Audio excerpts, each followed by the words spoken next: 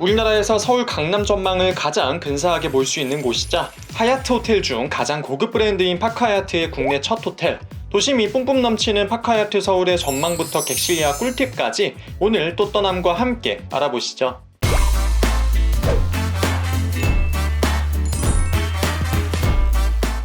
안녕하세요. 또떠난 남자 또떠남입니다. 미국 시카고에 본사를 둔 국제적 호텔 체인 하얏트는 전 세계적으로 다양한 브랜드의 호텔을 운영 중인데요. 우리나라에도 파크하얏트, 그랜드 하얏트, 안다즈까지 총 3개의 브랜드 6개의 호텔을 운영하고 있습니다. 그중 파크하얏트는 하얏트 내에서도 가장 고급스럽고 럭셔리한 브랜드인데요. 2005년 삼성역 사거리에서 오픈한 파크하얏트 서울은 아시아에서 두 번째로 오픈한 파크하얏트 호텔입니다. 2013년 부산에도 파크하얏트 부산이 생기긴 했지만 하얏트 내부 카테고리 분류에 의하면 파크하얏트 서울이 한 단계 더 높은 호텔이죠. 하얏트 브랜드이긴 하지만 실제 호텔 주인은 현대산업개발로 유명한 HDC 그룹의 계열사 HDC 호텔인데요. 서울과 부산의 파크하얏트 외에도 안다즈와 요즘 때는 파크로시 리조트까지 나름 우리나라 호텔업계의 큰 축을 담당하고 있는 회사입니다. 호텔 건물 디자인은 파크하얏트 도쿄의 디자인을 맡기도 했던 일본의 디자인 회사 슈퍼포테이토가 맡았는데요. 사계절 좋은 전망을 컨셉으로 투명 유리상자를 디자인 모티브로 삼았다고 합니다. 아무리 투명한 유리상자라고 해도 막상 상자 안에서 볼 게 없으면 큰 의미가 없을 텐데요. 파크하얏트 서울은 강남의 대표적 마천루인 무역센터와 아셈타워, 2016년 완공한 파르나스 타워와 경쟁호텔인 그랜드 인터컨티넨탈 호텔까지 어마어마한 스카이라인을 가장 목 좋은 곳에서 바라보고 있습니다. 체크인을 위해 호텔 건물로 들어가면 1층에서 보여야 할 로비가 보이지 않아 당황하실 수 있는데요. 체크인 카운터가 있는 로비는 24층에 있습니다. 역시 고층 부인 30층에 체크인 카운터가 있는 파크하얏트 부산과 닮은 모습이죠. 가장 전망이 좋은 최상위층에 체크인 카운터를 배치한 의도는 좋은데요. 하지만 라운지를 이용하지 않는 한 투숙객이 24층의 전망을 감상할 만한 곳이 없다는 것이 아쉽습니다. 또한 로비 자체도 굉장히 협소한데 럭셔리 부티크 호텔을 지향하는 파크하얏트 브랜드 성격상 호텔 공용시설이나 부대시설은 다소 아담한 편이니 일반적인 5성급 호텔의 으리으리한 규모를 기대하시면 안됩니다. 호텔은 일반 객실인 스탠다드와 디럭스, 그리고 3종류의 스위트를 포함하여 총 184개의 객실을 가지고 있는데요. 자세한 객실 정보와 전망 좋은 추천 객실은 뒤에서 말씀드릴게요. 제가 묵은 객실은 디럭스 도심 전망 1908호였습니다. 객실로 들어서자마자 전망부터 확인했는데요. 와, 정말 훌륭한 시티뷰입니다. 사실 일부 객실에서는 테헤란로 방향만 주로 보이는데 고층 도심 전망 객실이나 아셈타워가 있는 청담동 쪽까지 아주 잘 보였습니다. 게다가 전망이 서쪽 방향이어서 노을이 질 무렵 눈에 들어오는 모습은 서울 강남만이 가지고 있는 독보적인 도시 전망이 아닐까 싶네요. 창문 옆으로는 전망 감상을 위한 리클라이너와 작은 테이블이 있는데요. 스탠다드 객실에는 없고 디럭스 이상 객실에만 들어가 있습니다. 객실은 보통 호텔과 달리 침실로 들어가는 별도의 복도가 없는 구조인데요. 복도에 쓰일 공간마저도 침실에 양보한 대신 딱 봐도 굉장히 넉넉한 공간의 침실입니다. 호텔의 스탠다드와 디럭스 객실 모두 일반 5성급 호텔에 비해 넓은 편이고요. 밝은 목재 느낌의 바닥과 가구로 객실 전체를 통일시킨 데다가 층고까지 높아 훨씬 공간감이 느껴지면서 군더더기 없는 깔끔한 침실입니다. 킹 사이즈의 넉넉한 침대는 웬일로 시몬스가 아닌 에이스 제품인데 에이스여도 역시 잠자리는 편안했습니다. 침대 맞은편에 TV도 있네요. 침대 옆으로는 탁자와 미니바가 있습니다. 기분 좋게 웰컴 과일로 오렌지 2개가 올려져 있었고요. 눈에 띄는 건 테이블 위에 있는 한지로 만든 조명이었습니다.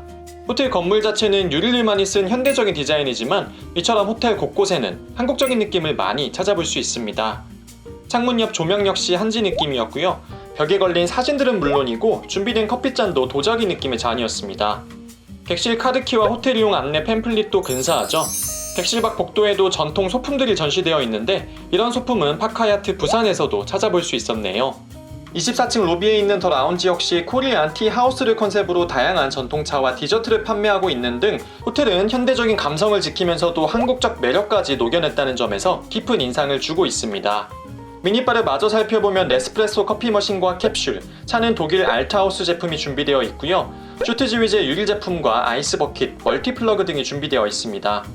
깔끔한 객실과는 달리 욕실은 굉장히 화려한 모습입니다. 사실 느낌은 크게 다르지 않지만 너무나도 멋진 전망을 바라보는 욕조가 있다는 것이 큰 장점이고요. 욕조 옆 화강암으로 장식된 샤워 공간 또한 잘 어울립니다. 애초에 파크하얏트 서울은 설계 단계부터 화장실 배치를 감추는 한국식 설계와는 달리 객실 전면부에 욕실을 배치했다고 하는데요. 실제 객실의 3분의 1을 욕실이 차지하고 있을 만큼 넓지만 대신 그만큼 훌륭한 욕실입니다. 세면대는 한 칸이며 의자가 있는 것이 특징이고요. 어메니티는 파카야트 부산과 같은 르라보의 베르가모 22, 그 외 칫솔 치약을 포함한 욕실 용품도 나무 상자 안에 들어있습니다. 화장실은 세면대 왼편에 따로 준비되어 있고 욕실 뒤편엔 가운과 슬리퍼 등이 준비되어 있는 옷장이 있는데요. 침실과 욕실 양쪽에서 열 수 있는 구조여서 편하고 좋았습니다.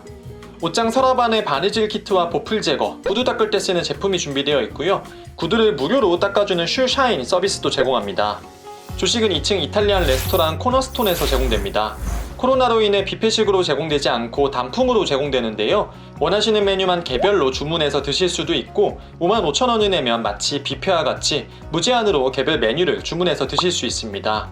하지만 매번 메뉴를 주문할 때마다 직원분을 불러야 해서 좀 죄송하기도 하고 음식이 나오는데 오래 걸리지 않을까 하는 걱정이 있었는데요. 음식이 생각보다 굉장히 빨리 나왔고요. 뷔페에서는 절대 볼 수 없는 레스토랑 단품 메뉴 마냥 하나하나 요리같이 나와서 오히려 너무 좋았습니다. 사실 조식 뷔페는 잠도 덜 깼는데 매번 음식을 가지러 가야 돼서 귀찮았는데 앉은 자리에서 식사를 마칠 수 있다는 게 정말 편했네요. 앞서 말씀드렸던 것처럼 파카야트 서울은 럭셔리 부티크 호텔의 컨셉이기 때문에 호텔 내 시금업장이나 부대 시설이 다양하지 않습니다. 시금업장은 아까 보여드렸던 더 라운지와 조식을 먹은 코너스톤 외에 지하 1층에 뮤직 바 겸 레스토랑인 더 팀버하우스가 있고요. 피트니스 옆에 시트러스 바가 있긴 한데 주로 피트니스 회원권 고객들이 이용하는 곳이죠. 수영장 역시 굉장히 작은데요. 다만 가장 높은 24층에 위치하고 있기도 하고 천장의 조명도 예뻐서 감성용으로 사진 찍기에도 좋고요. 특히 야경이 정말 예쁩니다. 수영장 바로 옆에 있는 피트니스 역시 전망은 훌륭하지만 크기나 구비된 기구면에서 다소 아쉬운 부분이 있는 아담한 사이즈네요. 그렇다면 파카야트 서울에 대한 또또남 총평은 어떨까요? 전망이 다했다입니다. 사실 하얏트의 최상위 브랜드이자 어느 5성급 호텔에도 꿀리지 않는 가격대 파카야트 서울이기 때문에 보통의 5성급 호텔을 기대하고 방문하실 수 있는데요. 그런 분들 중에서는 분명 실망하실 만한 부분도 많이 있습니다.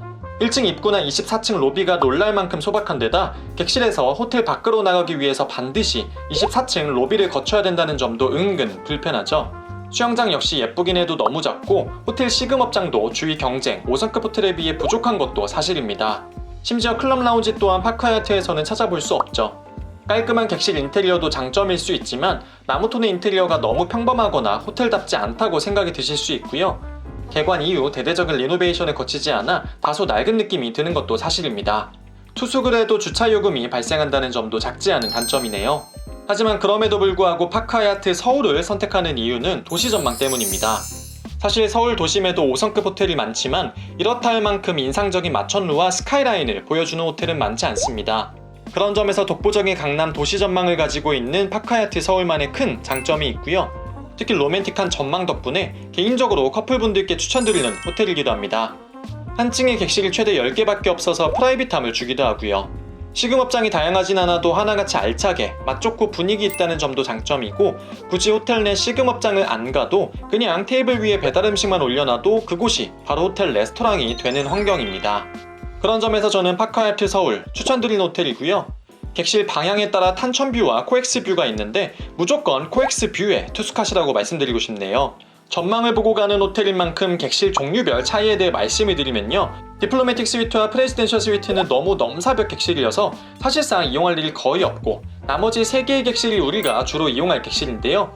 이 중 가장 저렴한 스탠다드는 일반 스탠다드와 스탠다드 고층, 스탠다드 도심 전망으로 나뉩니다.